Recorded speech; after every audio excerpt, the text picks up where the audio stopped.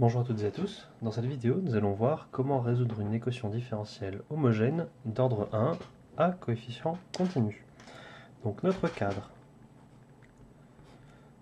comme d'habitude, K sera R ou C, I sera un intervalle de R, et on a une fonction petit a définie sur I à valeur dans K qui sera continue. Et donc on va regarder l'équation différentielle E, y' plus AY est égal à la fonction nulle. Allez, on peut même l'appeler H vu qu'elle est homogène. Et on peut aussi regarder un problème de Cauchy. Si T0 est un point de I et Y0 est une valeur dans K, on peut regarder le problème de Cauchy que je vais appeler C. Donc Y' plus AY égale 0, égale fonction nulle, pardon, équation homogène, et Y de T0 égale Y0. Alors, ce que l'on va raconter, ce qui nous intéressera sera surtout pour l'ensemble des solutions de l'équation homogène. Alors la formule ne sera pas forcément à retenir, vous allez le voir, ça dépend un peu de vous. Donc cette fonction petit a est continue donc, par le théorème fondamental du calcul différentiel. Du calcul intégral aussi, pardon, elle possède une primitive. Donc je peux prendre grand A, une primitive de petit a sur I. Eh bien, l'ensemble des solutions de notre équation homogène,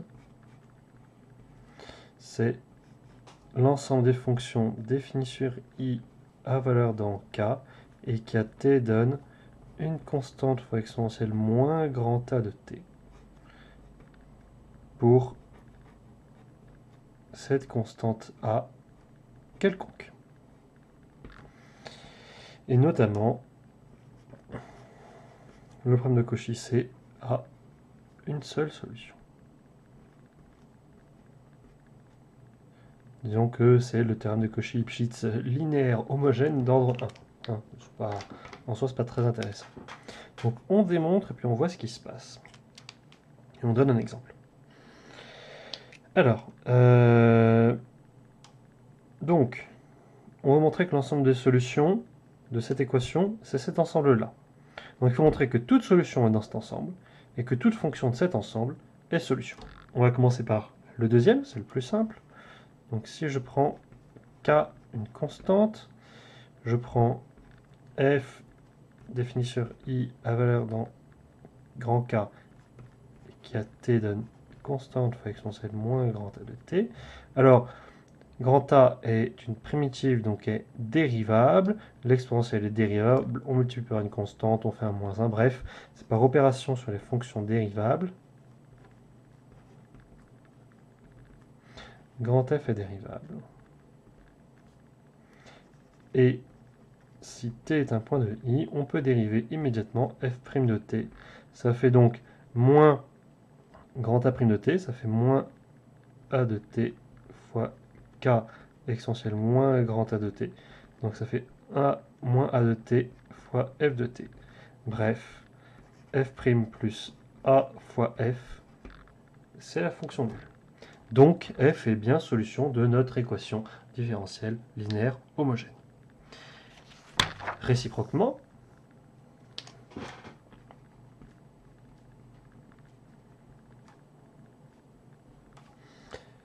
si je prends f qui va de I à valeur dans K, solution de notre équation homogène. Alors nous voulons montrer que f est de la forme constante fois exponentielle moins grand A de t. Donc on va diviser par exponentielle moins grand A de t, montrer que la fonction que l'on obtient est constante. Comment? Bien entendu en la dérivant vu que l'on se trouve sur un intervalle. Donc je regarde, j'ai la fonction qui à t donne f de t exponentielle grand A de t, bien entendu définie sur I. Comme la fonction f est dérivable comme solution d'une équation différentielle, Grand A est une fonction dérivable car c'est une primitive. L'exponentielle est dérivable. Donc par opération sur les fonctions dérivables, G est dérivable. Et si t est un point de i, on a g' de t. Donc on dérive comme un produit f' de t exponentielle grand A de t plus f de t fois je dérive exponentielle grand A de t, donc ça fait un petit a de t exponentielle grand A de t, parce que grand A est une primitive de petit a, donc la dérivée de grand A c'est petit a. On peut factoriser par exponentielle grand A de t, donc f' de t plus a de t f de t fois exponentielle grand A de t. Et là, on a un f' plus AF qui est nul car f est solution de notre équation homogène. Donc on obtient bien que ceci est nul. Et donc comme i est un intervalle, g est constante. Donc avec k qui est égal à cette constante, on a bien que pour tout t dans i, on a k égale f de t exponentielle grand A de t. Ce qui démontre bien le résultat pour l'ensemble des solutions homogènes. Et ensuite, pour le problème de Cauchy, si je prends k une constante, eh bien on a k exponentielle grand A de t0 égale y0, qui a immédiatement une solution évidente, c'est k égale y0 exponentielle moins grand A de t0. Ce n'est surtout pas une formule à connaître. Ça se retrouve à chaque fois. Donc d'où l'unicité du problème de Cauchy, ici. D'où l'existence et l'unicité de la solution au problème de Cauchy que l'on avait noté C. Alors, un corollaire de ce que l'on vient de dire, c'est que une solution de notre équation différentielle homogène qui s'annule annule partout.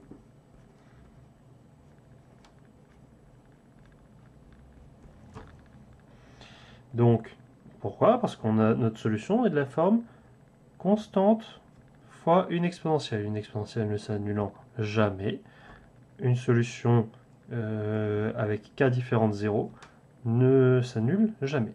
Notamment, une solution non nulle ne s'annule pas. C'est la réciproque, c'est la contraposée de ceci.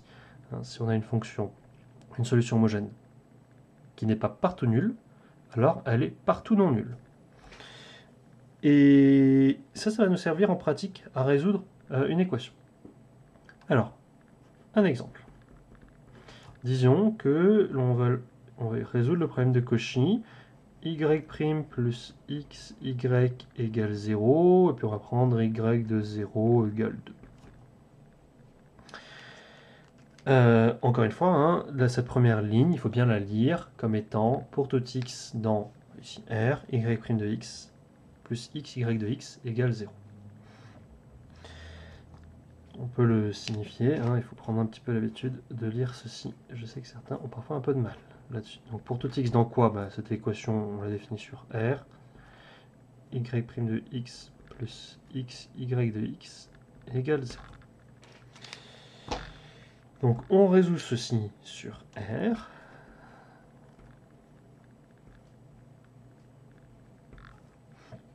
Alors soit on peut appliquer directement le résultat avec la fonction petit a qui a x donne x. Donc on peut prendre comme primitive la fonction grand A qui a x donne x carré sur 2. Attention toutefois,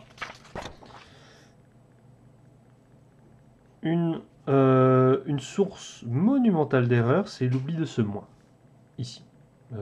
Beaucoup d'élèves l'oublient, et puis, comment dire, il faut bien voir que ces équations, vous allez en traiter encore dans un an. Donc, un conseil que je peux donner, c'est de ne pas forcément utiliser ceci, mais de le retrouver, car vous savez que vous pouvez chercher des fonctions qui ne s'annulent pas. Donc si je prends y qui va de I dans R, dérivable qui ne s'annule pas.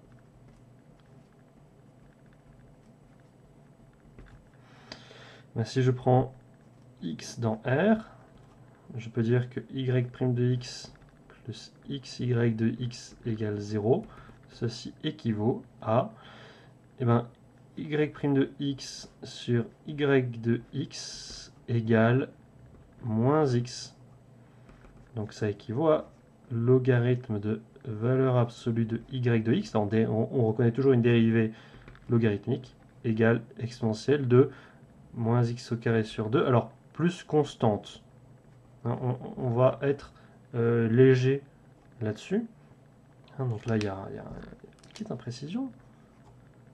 C'est pas forcément trop grave la manière dont on travaille. Donc ça équivaut à valeur absolue de y de x égale exponentielle de cette constante. Ah, pourquoi j'ai mis un exponentiel ici? Il n'y a pas d'exponentielle, pardon. Fois exponentielle de moins x carré sur 2.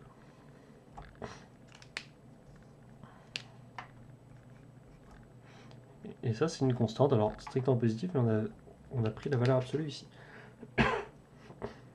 Donc on retrouve de cette manière, et peut-être qu'on oublie moins le moins quand on travaille comme ça. On peut éventuellement travailler au brouillon, le faire tout ce que l'on vient de faire en travaillant au brouillon.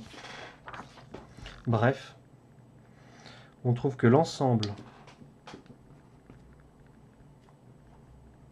des solutions homogènes de l'équation y' plus xy égale 0 est... Donc là, il faut l'écrire proprement. C'est l'ensemble des fonctions qui vont de R dans... Alors, a priori, on résout sur R. Et qui à t donne constante fois exponentielle moins t carré sur 2 pour ces constantes. Et maintenant, si on veut résoudre la condition initiale y de 0 égale 2, comment rédiger? Eh bien, on prend C, une constante réelle. On introduit la fonction y qui va de R dans R et qui a x donne C exponentielle moins t carré sur 2. Et on écrit y de 0 égale 2. Bon, on résout l'équation, là c'est immédiat. Ça équivaut à égal C égale 2. Donc le problème de Cauchy,